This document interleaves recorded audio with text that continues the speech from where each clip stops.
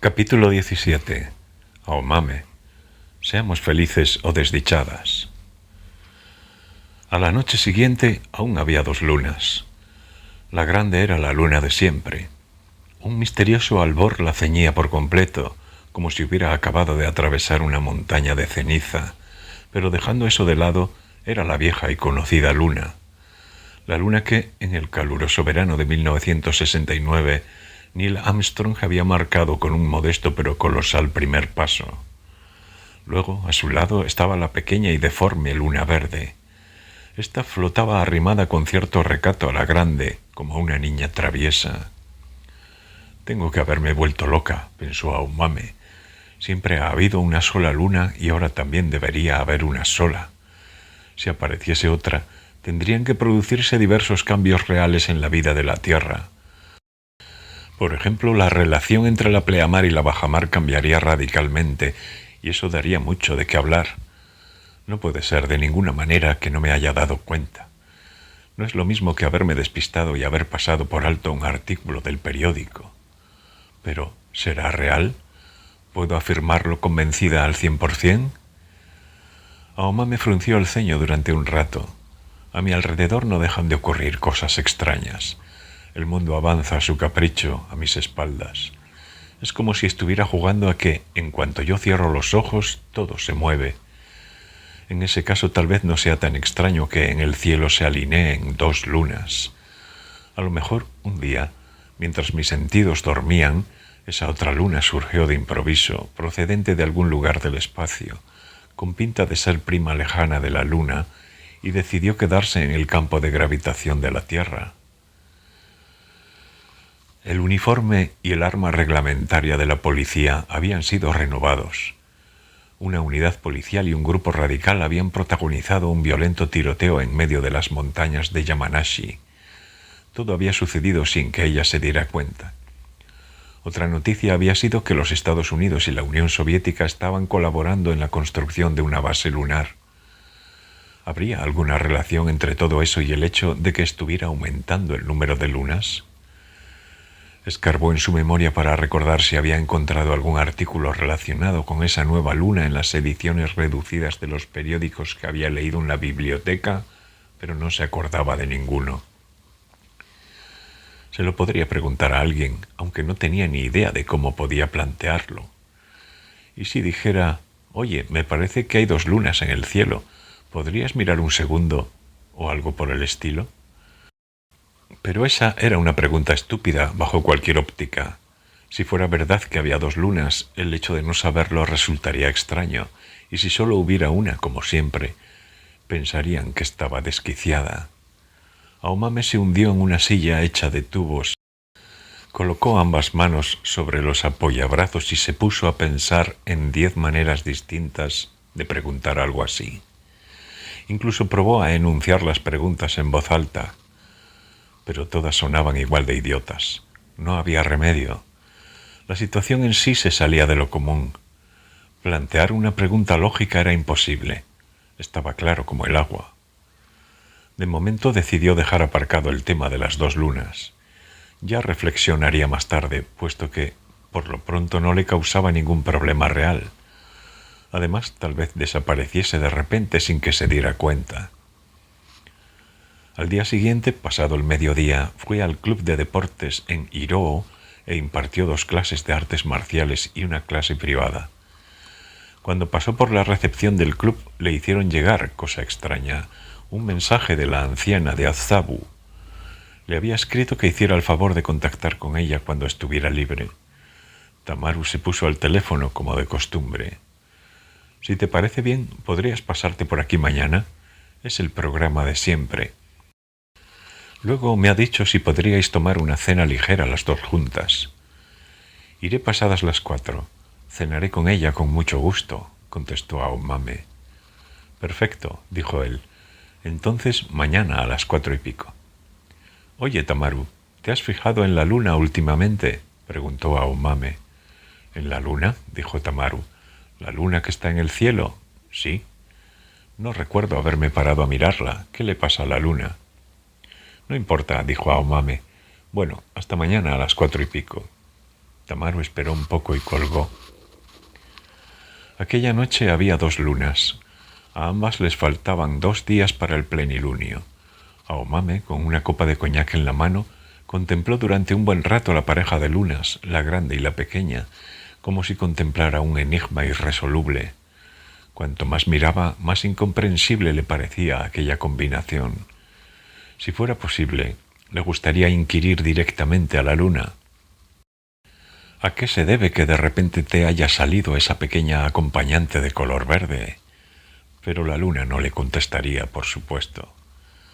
La luna había contemplado la Tierra de cerca durante más tiempo que nadie. Tal vez hubiera sido testigo de todos los fenómenos acaecidos en la Tierra, de todos los actos cometidos en ella.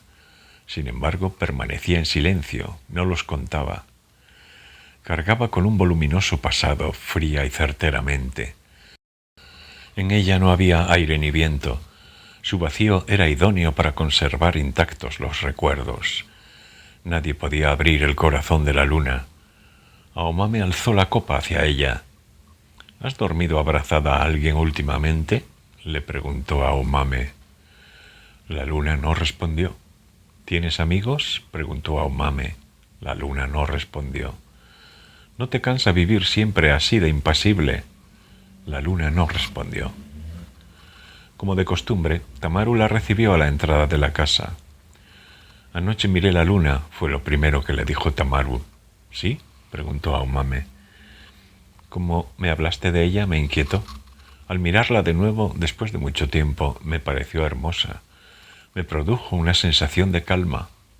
¿La miraste con tu novio? Así es, respondió Tamaru. Luego se rascó un lado de la nariz con los dedos. Entonces, ¿qué le pasa a la luna? No le pasa nada, dijo Aomame. Luego midió las palabras. Solo que últimamente, no sé por qué, me preocupa la luna. Sin ningún motivo en particular, contestó Aomame. Tamaru asintió en silencio. Parecía estar suponiendo algo. No se creía que careciera de motivo. Sin embargo, la guió hasta el solarium, como las otras veces, sin pedir más explicaciones. La señora, ataviada con el chándal de entrenamiento, estaba sentada en una butaca de lectura, leyendo un libro mientras escuchaba Lacrimée, una obra instrumental de John Dowland. Era una pieza que adoraba. Aomame, a quien se la había hecho escuchar varias veces, reconoció la melodía. «Siento haberte avisado de un día para otro», dijo la anciana. «Debería haber concertado la cita antes, pero como tenía justo este hueco libre...» «Por mí no se preocupe», dijo Aomame. Tamaru trajo una tetera cargada de infusión en una bandeja. La sirvió en 2 elegantes tazas y después salió de la habitación y cerró la puerta.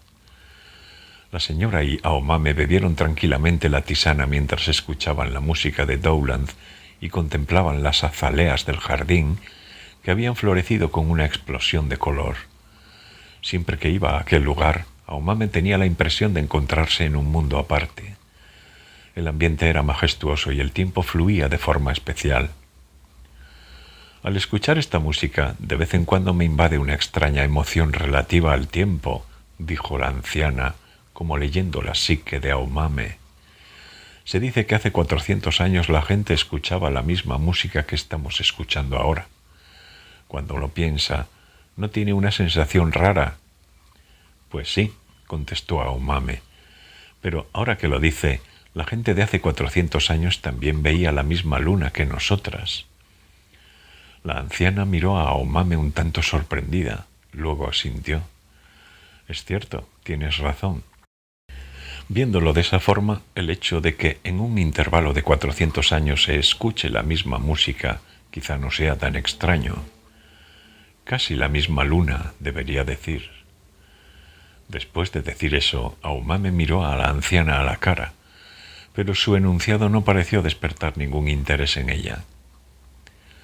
La interpretación de este CD está ejecutada con instrumentos antiguos, dijo la anciana. Utilizaron los mismos instrumentos y la interpretaron siguiendo las partituras de aquel entonces. Es decir, parece que la acústica de la música es, más o menos, la misma que la de aquella época, igual que la luna. Aunque la cosa sea la misma, supongo que la manera de entenderla ha cambiado mucho con respecto a ahora. La oscuridad nocturna de aquel entonces era más profunda y sombría, y la luna brillaría con más fulgor, más grande. Y ni qué decir tiene que esa gente no disponía ni de discos, ni de casetes, ni de CDs. No podían permitirse escuchar a diario, cuando les viniera en gana, música tan bien ejecutada. Era algo muy especial. Efectivamente, reconoció la anciana. Como vivimos en un mundo tan cómodo, nuestra sensibilidad ha languidecido. Aunque la luna en el cielo sea la misma, nosotras tal vez veamos algo diferente. Hace 4 siglos, seguro que hubiéramos poseído un espíritu más rico y próximo a la naturaleza. Pero aquel era un mundo cruel. Más de la mitad de los niños perdían la vida antes de llegar a la edad adulta a causa de infecciones crónicas y deficiencias nutritivas. La gente iba muriéndose como si nada por la polio, la tuberculosis, la viruela o el sarampión. Entre la plebe no debía de haber muchos que pasaran de los 40 años. Las mujeres daban a luz a numerosos niños. A los 30 ya se les caían los dientes y se convertían en abuelas. A menudo, para sobrevivir, la gente tenía que recurrir a la violencia. A los niños se les imponían trabajos penosos que les causaban deformaciones en los huesos, y la prostitución de niñas era algo habitual, quizá también de niños. Mucha gente vivía al límite, en un mundo ajeno a la sensibilidad y a la riqueza espiritual. Las calles de las ciudades estaban infestadas de discapacitados, mendigos y delincuentes. Los que podían sentir emociones profundas, contemplar la luna, admirar obras de Shakespeare y escuchar la bella música de Dowland, seguramente eran una pequeña porción de gente. La anciana sonrió. «Eres una mujer realmente interesante». «Soy una persona del montón, solo que me gusta leer, sobre todo libros de historia», dijo Aomame. «A mí también me gustan los libros de historia. Me enseñan que, tanto antes como ahora, seguimos siendo básicamente los mismos. Aunque la forma de vestir o de vivir se diferencie un poco, aquello en lo que pensamos y que realizamos apenas ha cambiado. El ser humano, en resumidas cuentas, solo es un portador de genes, no es más que una vía. Esos genes van pasando de época en época a través de nosotros, como si corrieran en caballos hasta reventarlos. Y no se pueden juzgar en términos de bueno o malo. Podemos tener suerte con ellos o no, pero de eso ellos no saben nada. Nosotros tan solo somos un medio. Ellos únicamente tienen en cuenta lo que les resulta más eficaz para sí mismos. Sin embargo, nosotros sí que nos tenemos que juzgar en términos de bondad o maldad, ¿no le parece? La anciana asintió. En efecto, tenemos que juzgarnos, pero los que rigen los fundamentos de nuestra vida son los genes. Naturalmente, ahí se produce una contradicción, dijo la anciana y sonrió. La conversación sobre la historia se terminó en ese punto. Ambas bebieron lo que les quedaba de infusión y pasaron al entrenamiento de artes marciales. Ese día comieron un ligero almuerzo dentro de la mansión. La verdad es que solo hemos podido preparar cosas sencillas. ¿Le importa?, preguntó la anciana. Por supuesto que no, dijo Aomame. Tamaru trajo la comida en un carrito. El que había preparado la comida debía de ser un cocinero profesional, pero Tamaru se encargaba de llevarla y servirla. Descorchó una botella de vino blanco que había en una cubitera y lo sirvió con manos expertas en 2 copas. La anciana y Aomame bebieron de ellas. Tenía un buen aroma y estaba frío, en su punto. La comida consistía únicamente en espárragos blancos cocidos, ensalada niuás y tortilla de cangrejo. Además, un bollo de pan y mantequilla. Todos los ingredientes eran frescos y deliciosos. La cantidad era la suficiente. De cualquier modo, la anciana siempre comía muy poco. Utilizaba tenedor y cuchillo con elegancia y se llevaba a la boca pequeñas cantidades, como un pajarillo. Mientras, Tamaru esperaba con paciencia, apartado en el rincón más alejado de la habitación. A Aomame siempre la sorprendía que un hombre con un físico voluminoso como el suyo fuera capaz de hacer desaparecer por completo cualquier indicio de su existencia durante tan largo tiempo. En cuanto empezaban a comer, solo charlaban entrecortadamente. Se concentraban en comer. La música sonaba a bajo volumen. Los conciertos para violonchelo de Haydn eran otras de las piezas que le gustaban a la anciana. Les retiraron la comida y les trajeron una cafetera. Cuando Tamaru les sirvió el café, la anciana alzó un dedo hacia él. «Eso es todo. Muchas gracias», le dijo. Tamaru hizo una pequeña reverencia. Luego se fue de la sala sin hacer ruido al caminar, como siempre.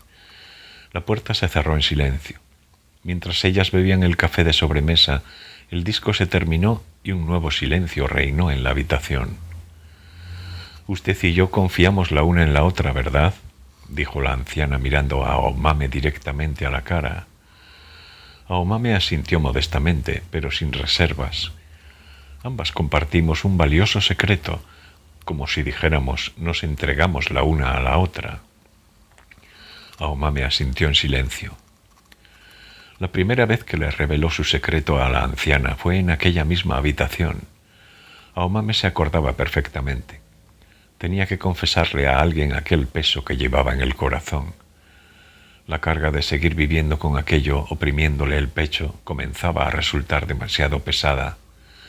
Por eso, cuando la anciana la incitó, Aomame abrió de par en par las puertas de su secreto, que habían permanecido cerradas durante largo tiempo. Su amiga del alma había sufrido la violencia de su marido durante años, su equilibrio psíquico se había desmoronado y, después de tanto sufrimiento, había acabado suicidándose al no encontrar una escapatoria. Aproximadamente un año más tarde, Aomame se inventó una excusa para hacer una visita a la casa del hombre. Luego se las apañó, de forma artera, para asesinarlo clavándole una aguja afilada en la nuca. Le dio un único pinchazo, sin dejarle marca de herida ni hemorragia. Se consideró que había muerto por enfermedad. Nadie sospechó nada. Aomame no pensó que hubiera hecho algo incorrecto y, aun ahora, no lo pensaba. Tampoco sentía remordimientos de conciencia. Sin embargo, no por eso se aligeraba la carga de haberle robado a propósito la vida a una persona. La anciana prestó atención a la larga confesión de Aomame. La escuchó en silencio hasta que terminó de contar los detalles, entre titubeos. Una vez que Aomame acabó, le hizo algunas preguntas sobre pormenores que no le habían quedado claros. Luego extendió el brazo y agarró con fuerza la mano de Aomame durante un largo rato. «Hizo lo que debía», le dijo lentamente para que le entrara en la cabeza. Si ese hombre siguiera con vida, tarde o temprano acabaría haciéndoles pasar por lo mismo a otras mujeres. Ellos siempre encuentran víctimas. Pueden repetir lo mismo una y otra vez. Usted eliminó el mal de raíz. No se trata de una simple venganza personal. Esté tranquila. Aomame hundió la cara entre las manos y se echó a llorar durante un rato. Lloraba por Tamaki. La anciana sacó un pañuelo y le enjugó las lágrimas. «Extraña coincidencia», dijo la anciana con calma, sin vacilar. «Yo también hice desaparecer a alguien prácticamente por la misma razón». Aomame alzó el rostro y miró a la señora. Se había quedado sin palabras. ¿De qué demonios le estaba hablando? La anciana continuó. «Por supuesto, no lo hice yo, con mis propias manos. No tengo fuerza suficiente, ni he aprendido ninguna técnica especial como la suya. Utilicé todos los medios a mi alcance para hacerlos desaparecer. Pero no dejé ninguna evidencia concreta. Aunque ahora me llamaran a declarar, no podrían demostrar nada, igual que en su caso. Si es que existe un juicio después de la muerte, Dios me juzgará. Pero no me da ningún miedo. Yo no he hecho nada incorrecto. Me permitirá exponer abiertamente mi opinión». La anciana soltó un suspiro como de desahogo. Luego prosiguió. «Bueno, ahora compartimos secretos trascendentes la una de la otra, ¿no le parece?» Aún así, Aomame era incapaz de comprender de qué estaba hablando. ¿Hacer desaparecer? La cabeza de Aomame empezó a perder su forma natural entre dudas profundas e impactos agresivos. Para tranquilizarla, la señora le dio más explicaciones en un tono apacible.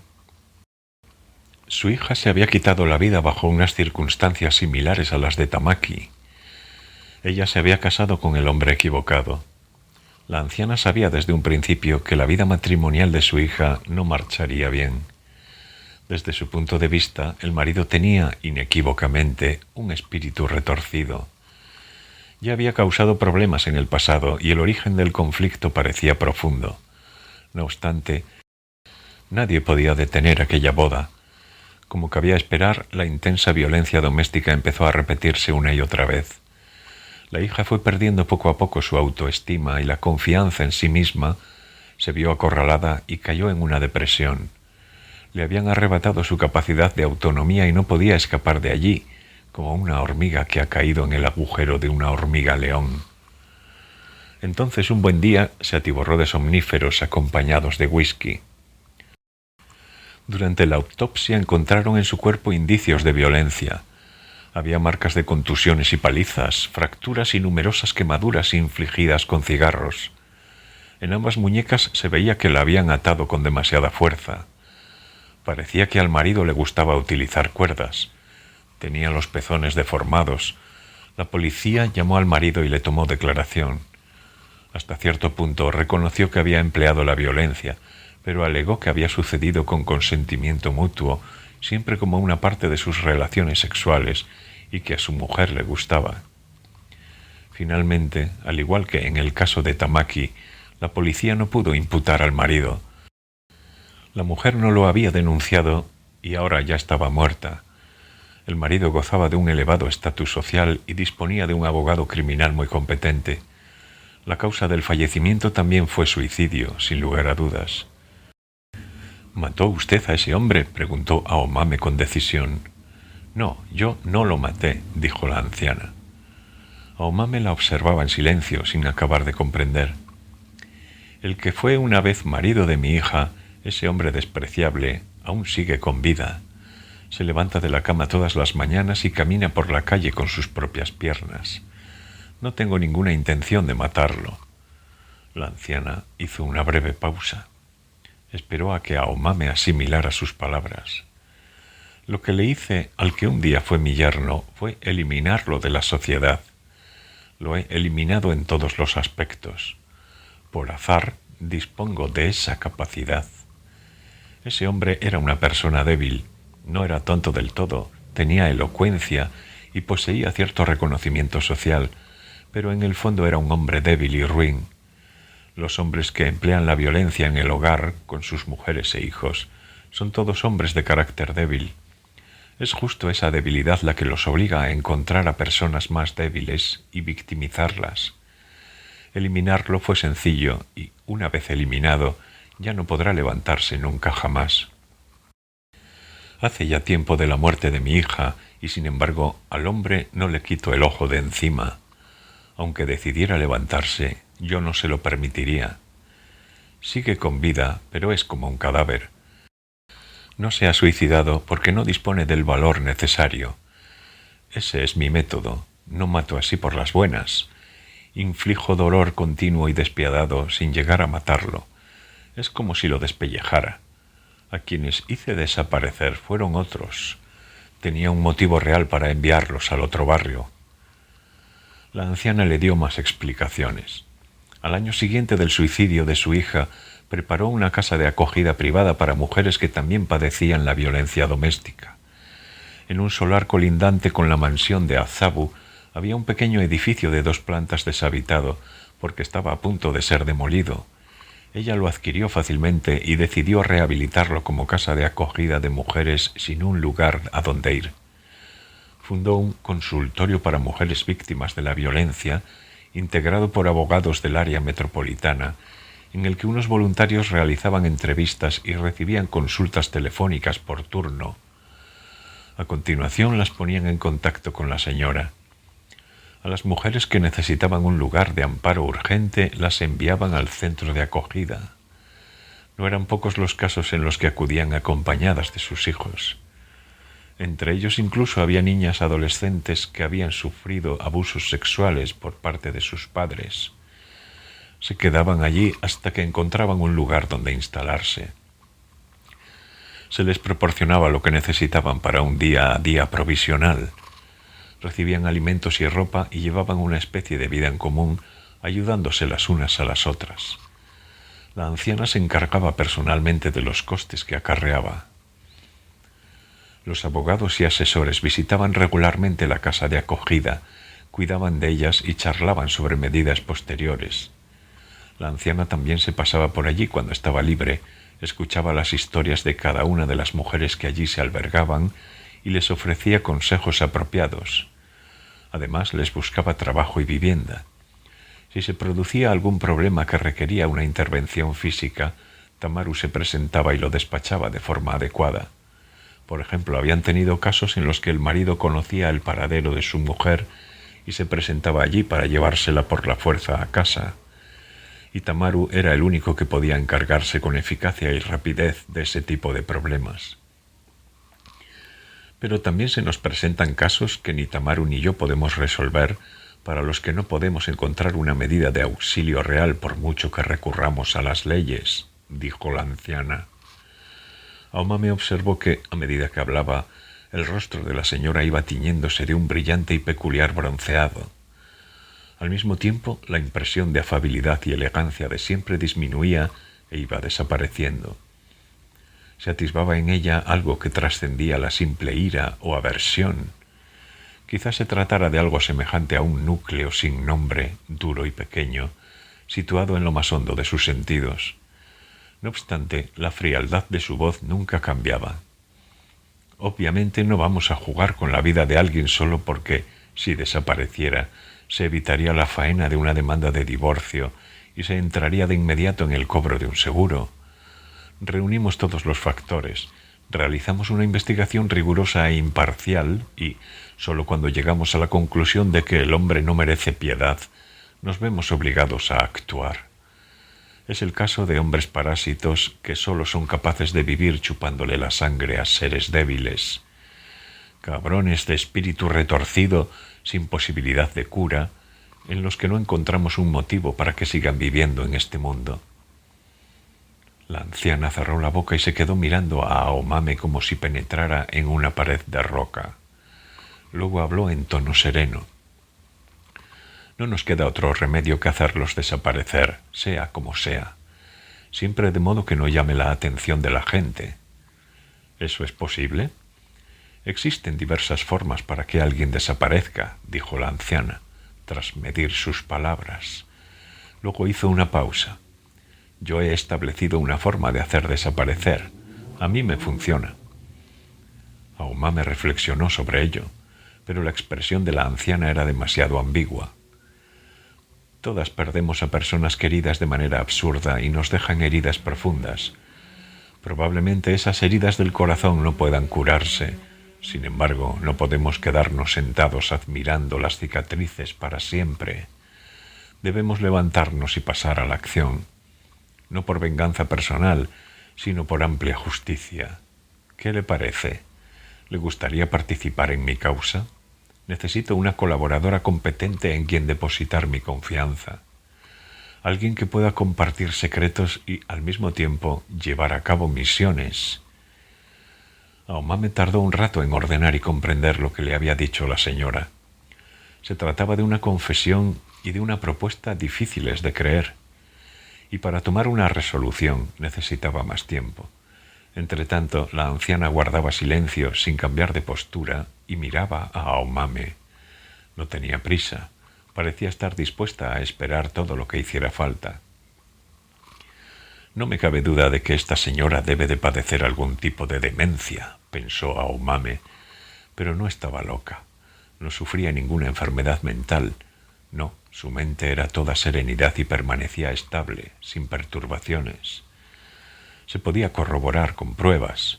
Más que demencia, era algo semejante a la demencia. Tal vez llamarlo obsesión por la justicia se aproximaría a la idea. Ahora buscaba compartir con ella esa demencia, esa obsesión, con la misma serenidad. Aomame estaba convencida de que era capaz. ¿Cuánto rato había estado pensando? Inmersa en aquellos profundos pensamientos, debía de haber perdido el sentido del tiempo. Solo el corazón marcaba su paso a un ritmo fijo y firme. Aomame visitó unas cuantas salitas situadas en su interior y remontó el tiempo, como un pez que remonta el río. En ellas había escenas familiares y olores que habían permanecido en el olvido durante largo tiempo. Había nostalgia dulce y dolor amargo. Un fino rayo de luz que había entrado por algún sitio le atravesó el cuerpo de repente. Tuvo la extraña sensación de haberse hecho invisible. Al introducir las manos en la luz, el otro lado se veía transparente. El cuerpo pareció aligerársele de pronto. Entonces Aomame pensó: aunque me entregue a la demencia y la obsesión aquí y ahora y destruya así mi cuerpo, aunque este mundo desaparezca para siempre, ¿qué demonios tengo que perder? De acuerdo, dijo Aomame. Tras morderse los labios durante un instante, volvió a hablar. Si puedo hacer algo, me gustaría ayudar. La anciana extendió ambas manos y agarró las de Aomame. A partir de entonces, Aomame compartiría sus secretos con la anciana y colaboraría en sus misiones y en esa especie de demencia. Pero quizá no fuera demencia del todo, aunque ella no era capaz de discernir dónde se encontraba la línea divisoria. Además, ella y la anciana iban a enviar a un mundo lejano a hombres por los cuales, desde cualquier punto de vista, era imposible sentir piedad. No ha pasado demasiado tiempo desde que trasladó al otro barrio a aquel hombre en el City Hotel de Shibuya, dijo la señora con tranquilidad. Cuando utilizó la expresión trasladó al otro barrio, sonó como si hablase de trasladar muebles. Dentro de 4 días hará 2 meses, dijo Aomame. Apenas 2 meses, prosiguió la anciana. Por eso no me agrada en absoluto tener que encargarle un nuevo trabajo. Me gustaría dejar al menos medio año de por medio. Si el intervalo fuera demasiado corto, la carga mental que representa para usted sería demasiado grande, ya que, ¿cómo podría decirlo?, no es normal. Además, seguro que comenzaría a aparecer gente que sospecharía de la frecuencia con que los hombres relacionados con la casa de acogida que regento fallecen de un infarto de miocardio. Aomame sonrió ligeramente y luego habló. Es que en el mundo hay gente muy desconfiada. La anciana sonrió también. Como sabrá, soy una persona sumamente cautelosa. No me fío ni de las casualidades, ni de las expectativas, ni de la suerte. Busco como puedo una salida pacífica hasta el último momento, y solo si juzgo que esta posibilidad no existe, elijo esa opción.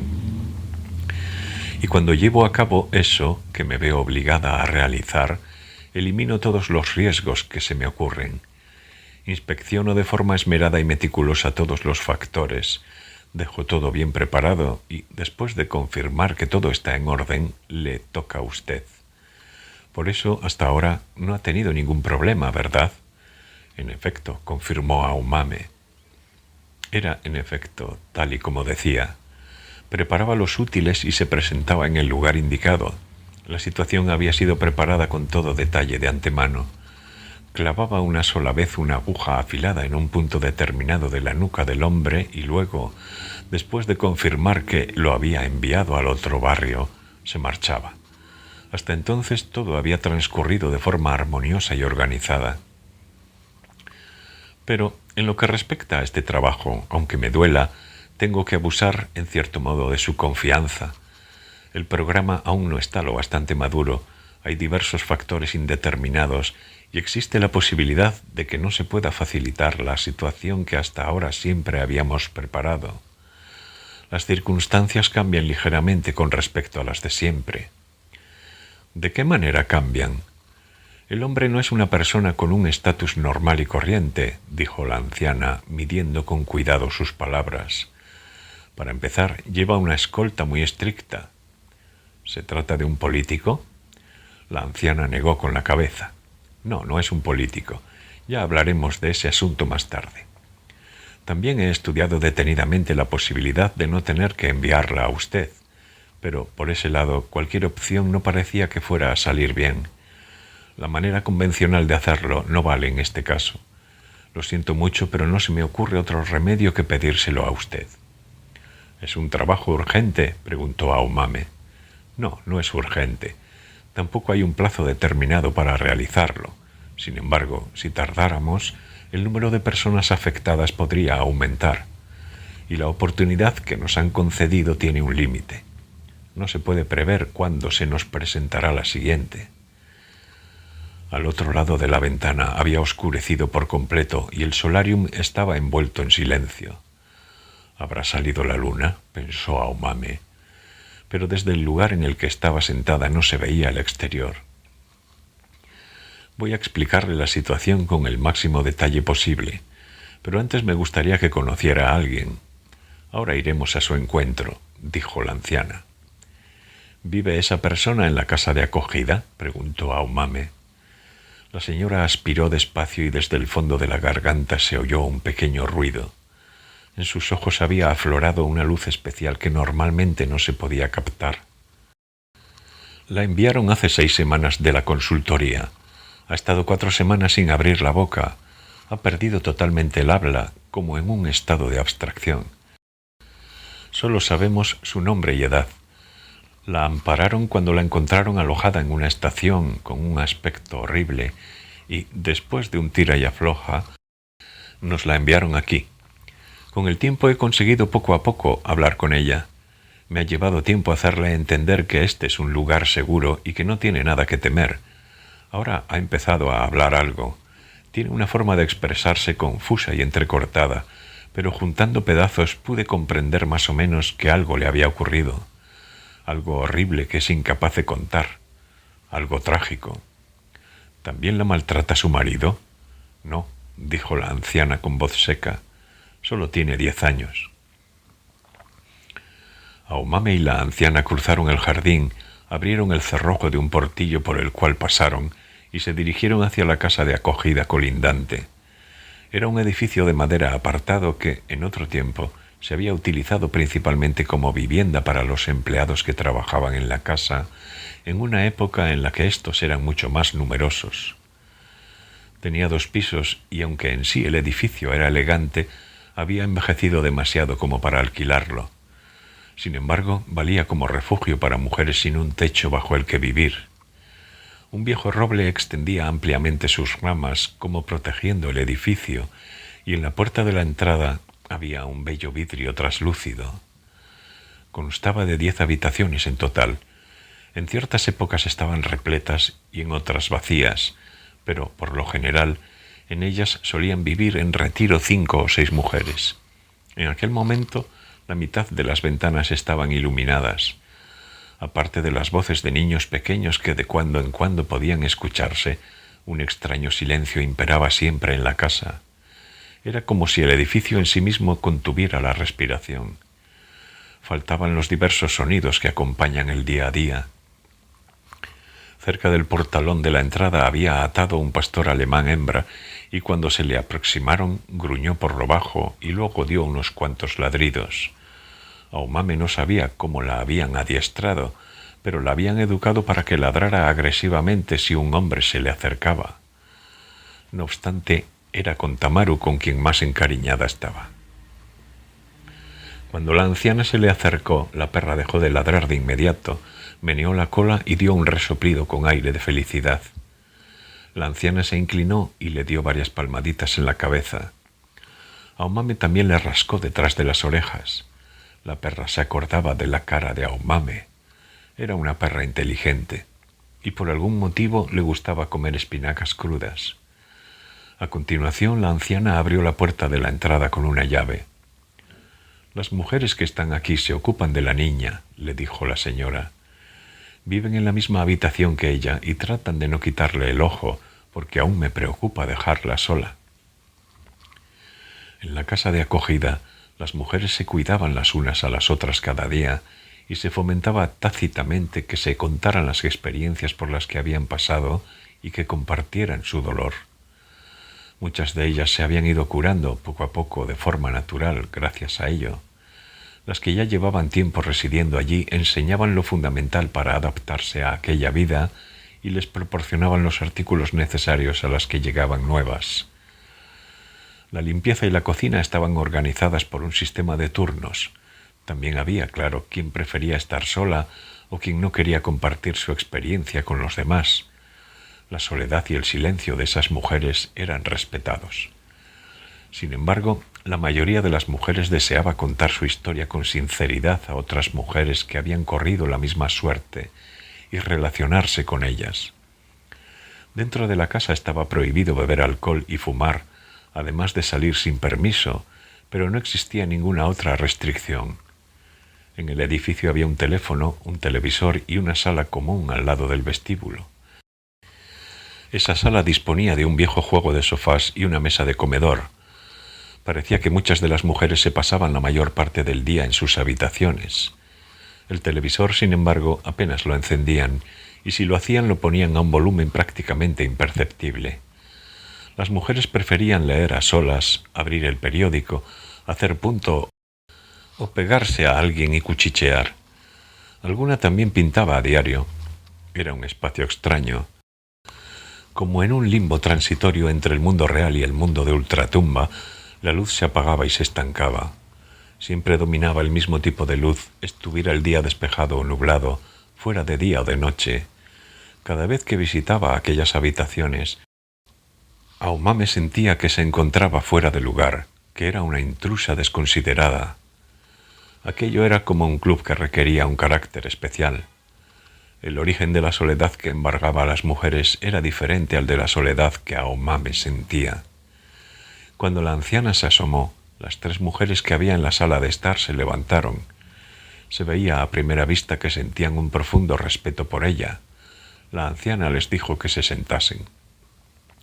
«No se molesten, solo quiero hablar con Tsubasa». «Tsubasa está en su habitación», dijo una chica que debía de ser de la misma quinta que Aomame. Tenía el cabello largo y liso. «Está con Saeko. Parece que aún no va a bajar», dijo una mujer un poco mayor. «Todavía tardará algún tiempo», dijo sonriendo la anciana. Las 3 mujeres asintieron en silencio.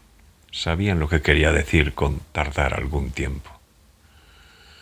Al subir al segundo piso y entrar en la habitación, la anciana le pidió a la chica de baja estatura que allí estaba, de algún modo desanimada, si se podía ir un rato. La chica, llamada Saeko, sonrió ligeramente, salió de la habitación, cerró la puerta y se marchó bajando las escaleras. Solo quedaba la niña de 10 años, Tsubasa. En la habitación había una mesita para comer. La niña, la anciana y Aomame se sentaron a la mesa. La ventana tenía una gruesa cortina echada. «Esta chica se llama Aomame», dijo la anciana a la niña. «Hace el mismo trabajo que yo, así que no tienes por qué preocuparte». La niña miró de reojo a Aomame y luego asintió ligeramente, con un pequeño movimiento casi imperceptible. «Esta niña es Tsubasa», la anciana se la presentó. Luego preguntó a la niña: «¿Hace cuánto tiempo que estás aquí, Tsubasa?» La niña movió la cabeza un poco hacia los lados, como diciendo, no sé, apenas debió de desplazarla 1 centímetro. 6 semanas y 3 días, dijo la anciana. Quizá tú no lleves la cuenta, pero yo sí. ¿Sabes por qué? La niña volvió a negar ligeramente con la cabeza. Porque en ciertos casos el tiempo es muy valioso, dijo la anciana. El mero hecho de llevar la cuenta tiene un significado muy importante. A ojos de Aomame, Tsubasa tenía el aspecto de una niña de 10 años como cualquier otra. Era bastante alta para su edad, pero estaba delgada y aún no tenía pecho. Parecía sufrir una malnutrición crónica. Aunque no era fea, no causaba ninguna impresión. Sus pupilas recordaban a los cristales empañados de una ventana. Si se escudriñaban, no se veía al interior. Unos labios secos y finos se movían inquietos de vez en cuando y parecían querer dar forma a algunas palabras, pero éstas nunca llegaban a materializarse. La anciana sacó una caja de bombones de una bolsa de papel que había llevado. En la caja aparecía dibujado un paisaje de las montañas suizas. Solo contenía una docena de bellos bombones de diferentes formas. La anciana ofreció uno a Tsubasa, otro a Aomame, y se llevó otro a la boca. Aomame hizo lo mismo con el suyo. Después de ver lo que habían hecho, Tsubasa también se comió su bombón. Las 3 permanecieron un rato en silencio comiendo bombones. ¿Se acuerda de cuando usted tenía 10 años? Le preguntó la anciana a Aomame. Sí que me acuerdo, respondió Aomame. Aquel año había agarrado la mano de un niño y había jurado seguir amándolo de por vida. Varios meses después le vino la primera menstruación. Por aquel entonces había sufrido numerosos cambios en su interior. Aomame se alejó de la religión y cortó la relación con sus padres. Yo también me acuerdo, dijo la anciana. A los 10 años fui a París con mi padre y residimos allí durante un año. Mi padre trabajaba de diplomático por aquel entonces. Vivíamos en un viejo apartamento cerca de los jardines de Luxemburgo. Transcurría la última etapa de la Primera Guerra Mundial y las estaciones de tren rebosaban de soldados heridos. Había niños soldado y también ancianos. París era una ciudad de una belleza apabullante en cualquier estación del año, pero a mí no me ha quedado más que una impresión ensangrentada. En el frente de batalla se desarrollaba una encarnizada guerra de trincheras y por las calles deambulaban, como almas en pena, personas que habían perdido brazos, piernas y ojos. Solo se veía el blanco de sus vendajes y el negro de los brazaletes de luto que llevaban las mujeres. Se transportaban muchos ataúdes nuevos en coches de caballos hasta los cementerios. Cuando pasaba un ataúd, los viandantes apartaban la vista y guardaban silencio. La anciana extendió la mano a través de la mesa. La niña, después de pensárselo un poco, levantó la mano que tenía sobre la rodilla y la puso encima de la mano de la señora. La anciana se la agarró. Seguramente a ella también se la había agarrado su padre o su madre así, con firmeza, cuando durante su niñez se habían cruzado en algún rincón de París con algún coche de caballos en el que iban apilados ataúdes. Y la habrían animado, diciéndole que no había por qué preocuparse. Tranquila, estás en un lugar seguro, no tienes nada que temer. Los hombres producen millones de espermatozoides al día, le dijo la anciana a Aomame. ¿Lo sabía?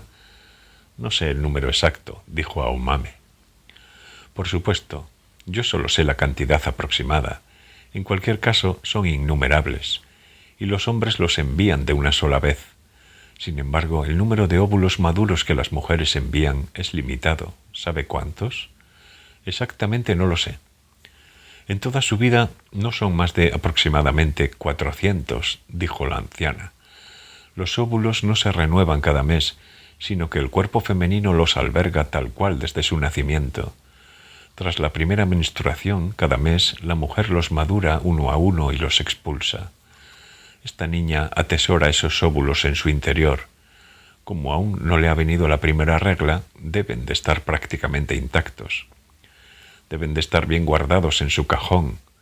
Huelga decir que la función de esos óvulos consiste en ir al encuentro de los espermatozoides y ser fecundados. Aomame asintió. Las numerosas diferencias en la mentalidad del hombre y de la mujer parecen tener su origen en esa disparidad de los sistemas reproductores. Desde un punto de vista puramente fisiológico, nosotras, las mujeres, vivimos protegiendo un número limitado de óvulos. Usted, yo y esta niña. Entonces sus labios esbozaron una tenue sonrisa. Aunque en mi caso, por supuesto, debería decir viví en pasado. Aomame hizo unos rápidos cálculos mentales. Hasta ahora debo de haber expulsado unos 200 óvulos aproximadamente, por lo tanto me queda la mitad, y seguro que llevan el cartel de reservado. Sin embargo, sus óvulos no podrán ser fecundados, dijo la anciana. La semana pasada un médico conocido mío la examinó. Le han destruido el útero. Aomame frunció el ceño y miró a la anciana. Luego giró el cuello un poco y dirigió la mirada hacia la niña. Las palabras apenas le salían de la boca. ¿Destruido? Sí, se lo han destruido, dijo la señora. No se puede devolver a su estado original ni con cirugía.